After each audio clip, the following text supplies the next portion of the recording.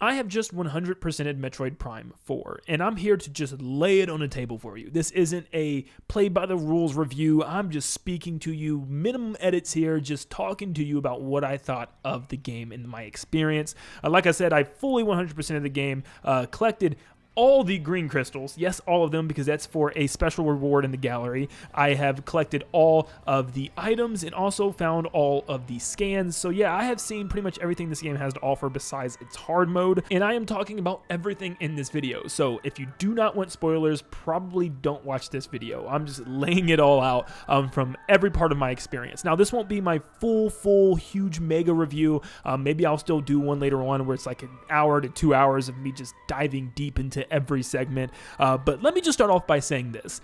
I am a Metroid fan. I have played every single game in the series. I've even played Federation Force and Metroid Prime Pinball, Metroid Prime Hunters, and I've played the main 3 Prime games about 3 times in total. In fact, I replayed the original Prime trilogy one more time before playing this game. Literally just finished Prime 3 a couple of weeks before Prime 4 came out. So you can say I'm well versed in the Metroid and Metroid Prime world in general, and I am coming off really fresh from those games. So jumping into Metroid Prime 4, I had a lot of expectations.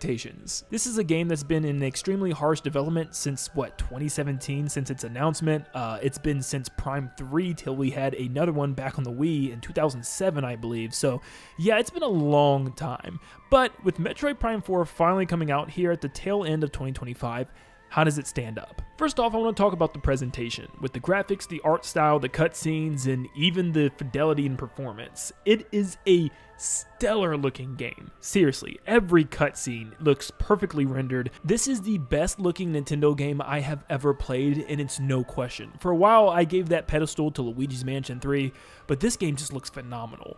Playing it on both modes is great. 180 just feels so smooth. It still looks really good too, but 4K 60 really just brings out the best in this game. And this is by far the first Switch 2 experience I've had where I feel like I'm playing a Switch 2 game, which is hilarious because it's a Switch 1 and Switch 2 game. The locations are just jaw-dropping. I mean, there were so many instances where I just stopped to stare into the sun. I know that sounds crazy, but looking into the sky, the clouds, the giant trees in the background, just the world building is phenomenal. Like, seriously, I cannot get over how good this game looks. Even seeing pieces of each world scattered across the dunes looked so cool. You could see the dark swirling thunderous clouds of Dark Forge far off in the background across the dunes, knowing that's where you need to go. And just when you get to some of these locations, seeing the effects on the visor looks so good, even better than Prime 1 Remaster. Seeing the drops of rain fall down your visor and land on your arm cannon, it's just beautiful, man. I just think the entirety of the art direction in this game was phenomenal. If you just go to the gallery and look at some of those images and just like the plans for this game, they really came through with a lot of them, and this game actually ended up looking just as good as the artwork, which normally, you know how we look at artwork for games and like, man, how we were robbed, this doesn't look like this, we could have gotten this. Like, I didn't feel that way. If anything, I felt like it got even better with the actual game. Just even looking at some of the sections with the Lemorne tech, like, it looks so good. Just the purples, pinks, and violets swirling around, and just the way the architecture comes together. It's one of the most beautiful civilizations that I think we've seen in any of the Metroid games. But yeah, I just cannot talk enough about just how beautiful the game is. If I had one complaint, it's I wish there was actually weather in Soul Valley instead of it just always being a sunny desert, but you know what? That's what makes a desert a desert. But still, at the very end of the game, you can see the skies open up with dark clouds, so I would really love to see something like that, where we would get some occasional rainfall or thunderstorms over the area, kind of reminiscing the very beginning of Talon's overworld from Metroid Prime 1. There is no doubt in my mind that this is the best looking Nintendo game ever, like hands down. The music here is really well done. It's probably one of my favorites in the entire Metroid series. Seriously, it's that good. There's so many really good memorable themes that I'm still humming to this day, like the Vault Forge theme is just too freaking good. Or when you turn on the power to Vault Forge, it plays this kind of heavy metal techno theme that still sounds like a Metroid soundtrack. I mean, seriously, it feels like this is exactly what the evolution of Prime music would sound like. It feels like I'm really back in the early 2000s playing Prime on my GameCube. Or should I say, at least it sounds that way. But yeah, there's other good themes like Silex's boss theme or the regular enemy encounter theme when robots appear. always sounds really, really good. I don't think every soundtrack hits, and it starts to get a little worse as the game goes on, but man, that first chunk of the game, almost every theme that plays is just excellent, dude. The Fury Green theme at the very beginning of the game is just masterful, and dude, the title theme even blows the others out of the water, which is a crazy thing to say.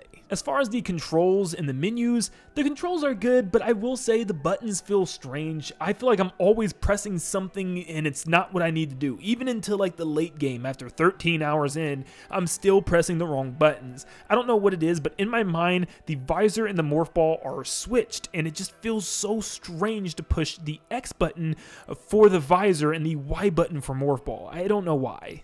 I also had the same problem when jumping on Viola. I hate when games make the start button a main button that you need to use to do something like jumping on the freaking motorcycle. There is no reason Viola should be the start button and the settings and start menu be the minus button. It just feels wonky and backwards. So there's so many times where I'm just pressing the wrong thing when I'm meant to scan or jump into a morph ball or press the menu button, but instead I pull up Viola and just all kind of wacky stuff that I don't mean to do, and it did get kind of frustrating after a while. Maybe it's just me, but I was kind of irritated. I also sometimes would accidentally press X instead of Y to mark something on my map, and it would bring up the stupid radio, which would almost always just be like, buzz, buzz, buzz, no one's there, and make you sit through like 5 seconds of it saying buzz, buzz, buzz, and this happened so many freaking times I can't tell you. Also, please, please, please tell me that I am not the only one that had issues with the freaking map orientation. Like, for some reason, it was messing with my eyes. I couldn't tell what direction I was looking at the map.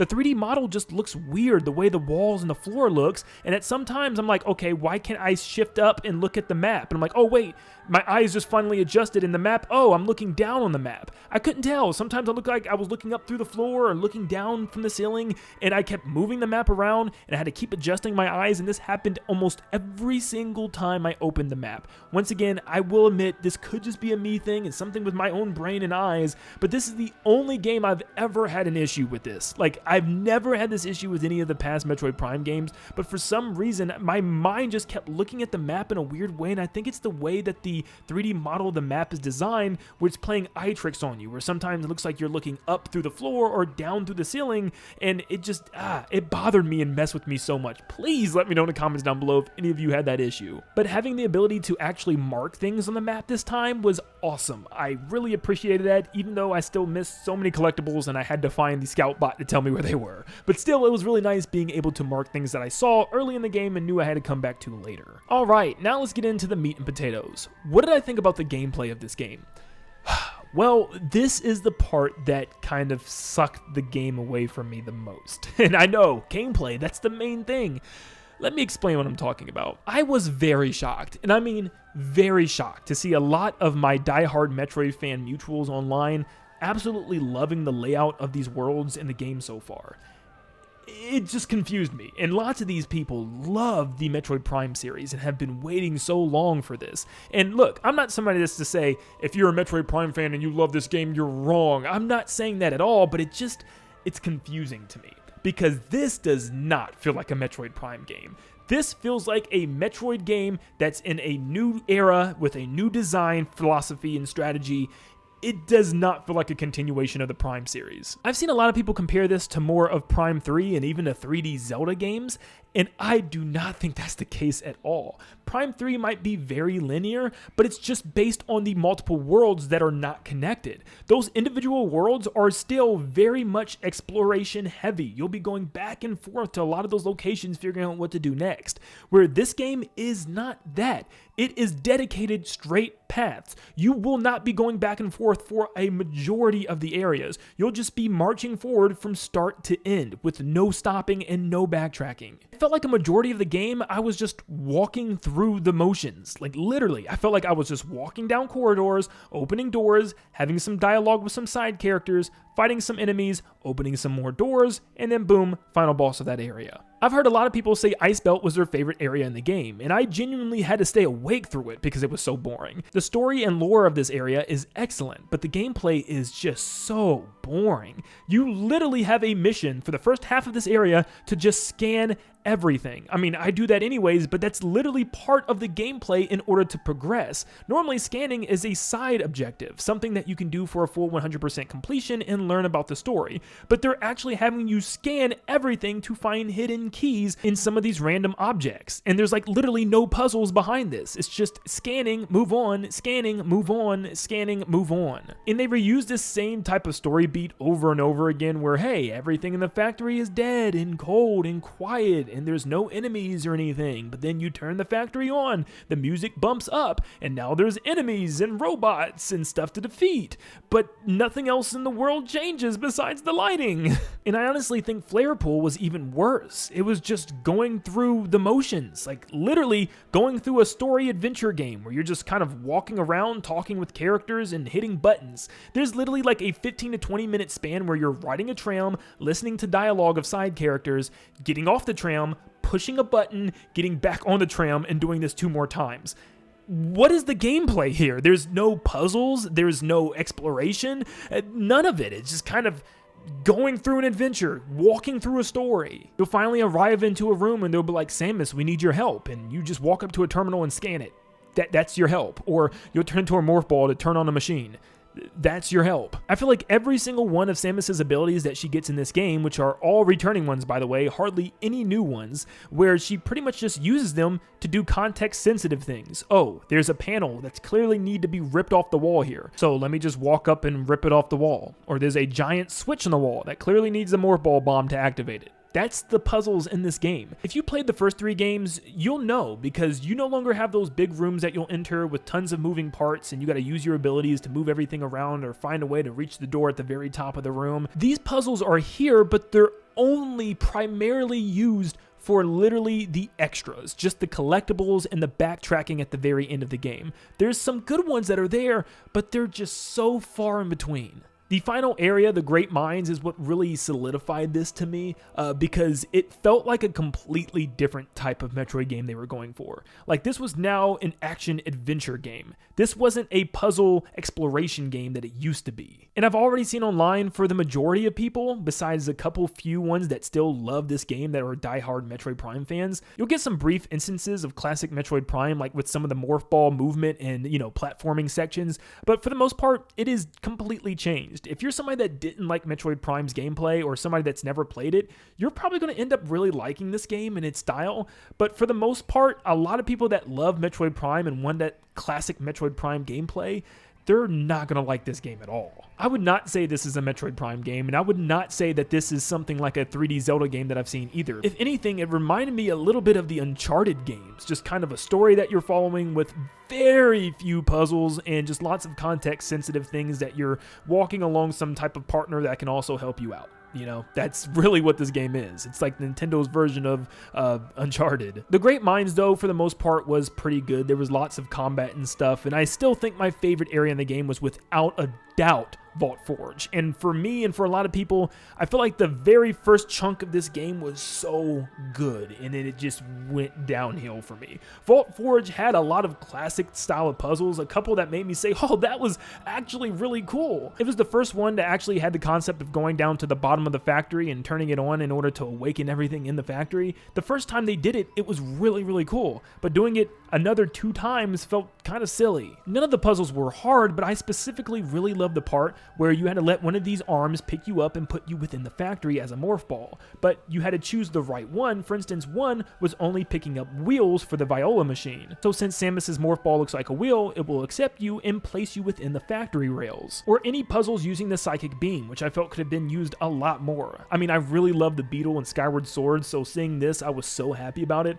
There's a puzzle where you have to stand on a platform on the other side of the room and use your psychic beam to hit a switch to lift that platform up where you only have a second to jump off of it. After this area, I was like, dude, this game is going to be awesome. There's actually some unique puzzle solving here, and just it goes away. They don't do anything like that for any of the other areas in the game. They changed the game's whole kind of flow into this slow single-player adventure storytelling driven game where you're just following side characters, opening doors for them and with them, and just listening to exposition. But thankfully, the extra item pickups genuinely carried this game. They had some classic feeling puzzles where you had to collect some type of missile expansion or energy tank, and the energy tanks were actually pretty well spread out. They weren't just handing them off to you, very similarly to how they felt like they were in Metroid Prime 3. And overall, I think the backtracking for the final collectibles and getting that 100% was actually a lot of fun, and even more fun compared to actually just going through these worlds the first time. I'm not joking. There's just so many sections where you have to walk up to a door to hold a button so that way your teammate can hold the other button as well.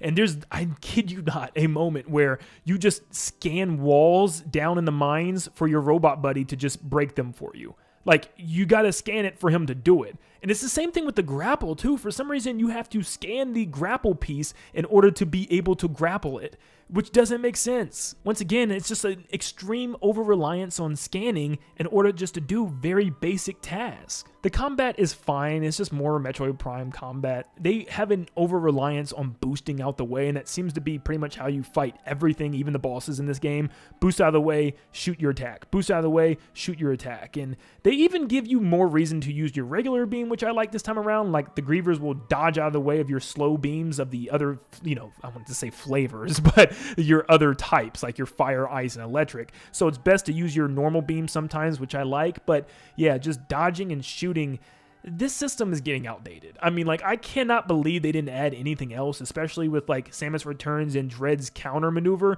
With her arm cannon, she can counter attacks and certain abilities.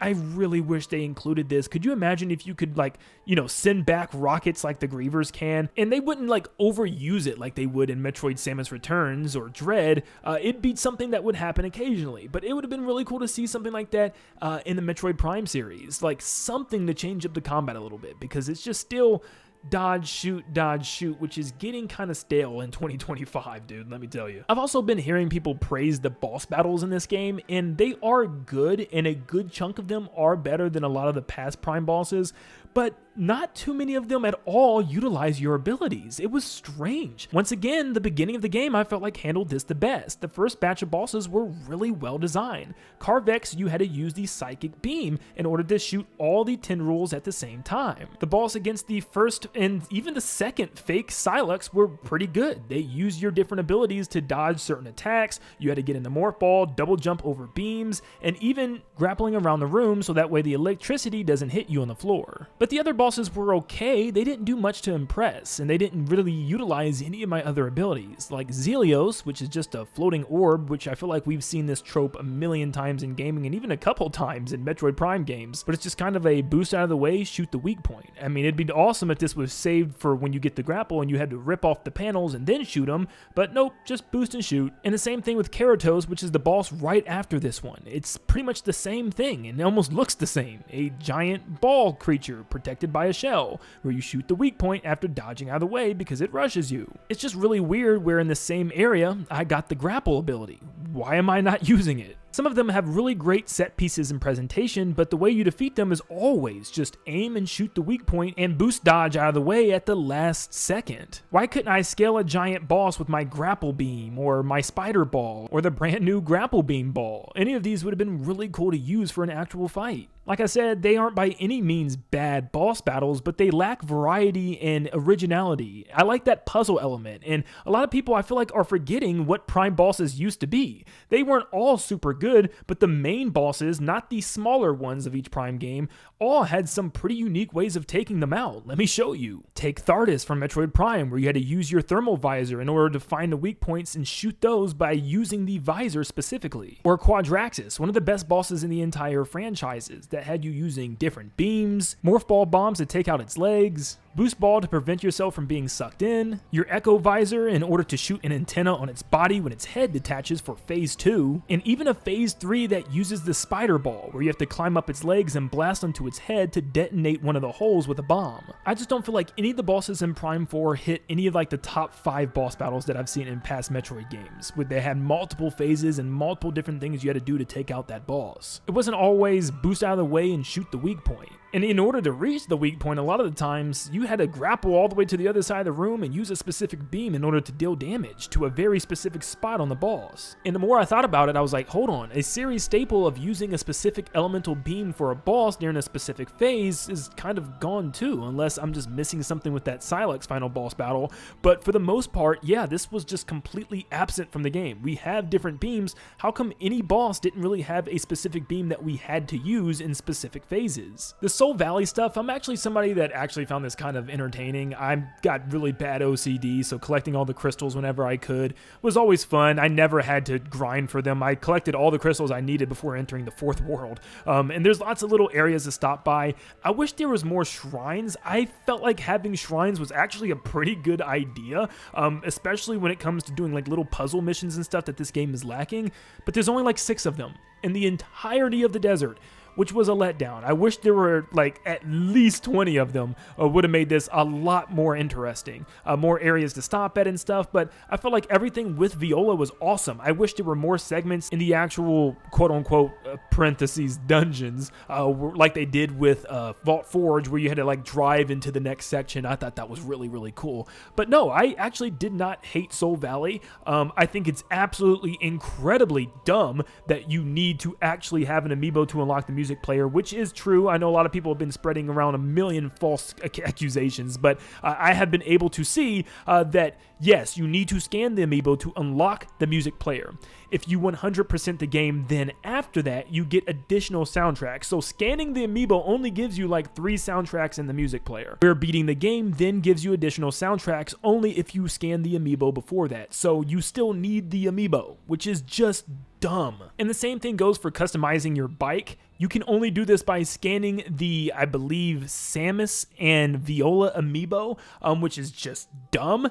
It's incredibly dumb because I thought this would have been a cool thing just to unlock as you're driving around, give you more incentive to drive around the desert. But no, you can only unlock it with an amiibo. I liked this desert. I thought it could definitely be better, but I liked what they were at least trying to do here. And I feel like this could be done again, but in a bigger and better way, with more time spent in putting things in this desert. I'm also not going to be one of those Metroid fans that tell people they're wrong for not liking this. It's silly, because as someone who likes this, I can say I can 100% see why people do not like the desert. It is very barren. There's hardly any music, and the music that does play without the radio turned on is just some very faint opera, like moaning noises or something in the background. It's supposed to be eerie and stuff, but it kind of loses it when it's just absolutely empty. If there were more creatures as well, like more mini bosses that you could find just kind of appearing in the desert, maybe at random times or random intervals, giving you more reason to explore, would have been a lot better. I just feel like they needed to give it a more living, breathing world like they did with Breath of the Wild and things like Ocarina of Time Hyrule Field,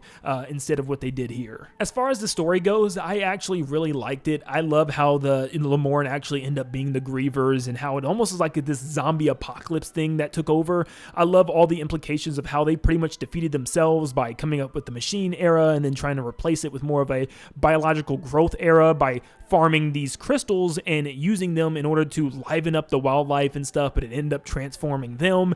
It's really cool, and each location has its own unique individual story for why it exists for the Lemorn. I do miss each location having their own kind of, information about them. Like, that's something I really liked about Metroid Prime 3, how each planet had its own individual lore that was separate from the main story. I like that a lot, but this time it's all just focused on the Lemorn, which is fine. But yeah, I felt the story was really good, and I thought the end of the game was actually really good as well. I love the story that it added to Silex. It wasn't a lot, but it was some, you know what I mean? And there's a 100% ending that gives you more story about who he is and how he was this Galactic Federation soldier that had a big ego. And yes, I wish Silex would have appeared more often within the story, but I see a lot of people complaining about it, saying like he was barely there, that there wasn't a really good ending and stuff, and they didn't lead up to a bigger story than they wanted to. And I'm like, I also asked the question, have you played Metroid Prime games in the past then? Because none of them did. None of them really had a big lead up to the final ending. Like, Metroid Prime didn't even appear until the very end of Metroid Prime 1.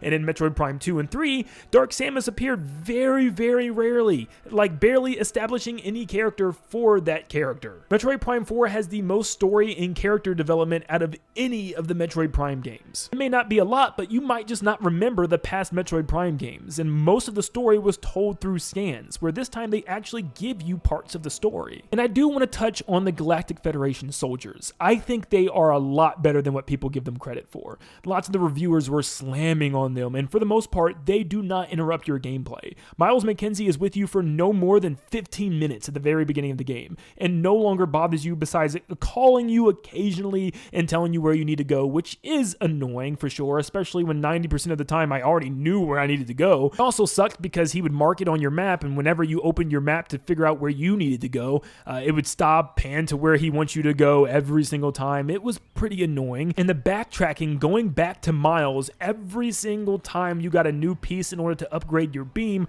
was ridiculous. Having to drive across the entire desert, go all the way back to Fury Green, go through all the cutscenes of traveling through the seed pod and flying back to the location, giving your chip to Miles, and then being able to go to where you need to was just tedious and ridiculous. They did not need to do all that, and it felt like padding to extend the game a lot longer, which is already a short game, pretty much the same exact time as the past Prime games, which should have been expanded on in 2025. This game needs to be longer, man. But I actually liked all the soldiers. I liked their characters. The voice acting for the most part was really good, especially with Duke, and even Miles had some really good line delivery, and they also just looked really good. Face capture, just perfect. But the only time I did hate them was the final boss. Having them all fight with you against the first phase of Silex was just stupid, and having to stop and revive them multiple times, even when, two of them would go down at the same time, and you're trying to fight him and dodge attacks, but no, you gotta stop and heal people, was just the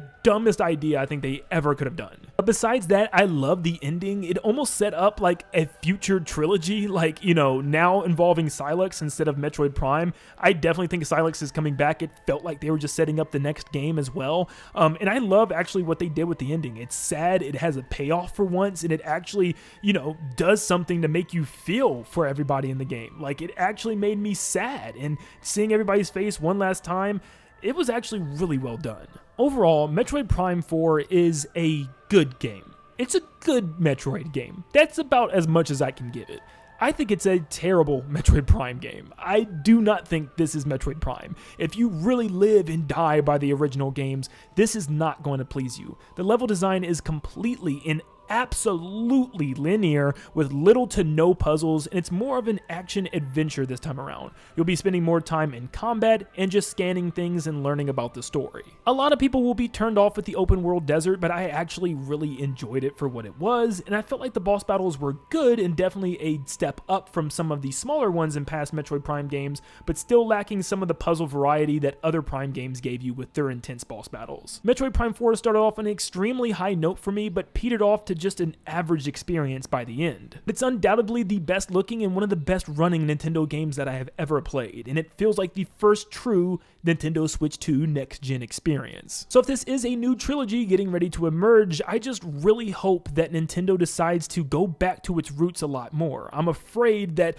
it's starting this new thing for new fans and leaving old fans in the dark. So for Metroid Prime 5, my advice is revert the stage design back to its classic. Let it feel like a Metroidvania, even though it never necessarily truly was a Metroidvania. The games made you feel like it was. Make puzzles a main game focus, advance the combat, adding some new abilities for Samus. If you're going to have some type of open world or hub area that's an open area, make it ambitious. Go all in or don't do it at all. Having side characters are fine, but don't let them integrate themselves into the battles with you or be a part of the adventure too much with you. They're absolutely fine until you have to pick them off the ground and save them and act like their babysitter. So as I'm pretty mixed with the game, I think overall I'm feeling right now around a 7 out of 10. It does some things really good. I also want to mention I love the suits for Samus, and just the design of everything in this game looks top notch. Like I said, the art direction is perfect. I think these are the best suits she's ever had. They are beautiful.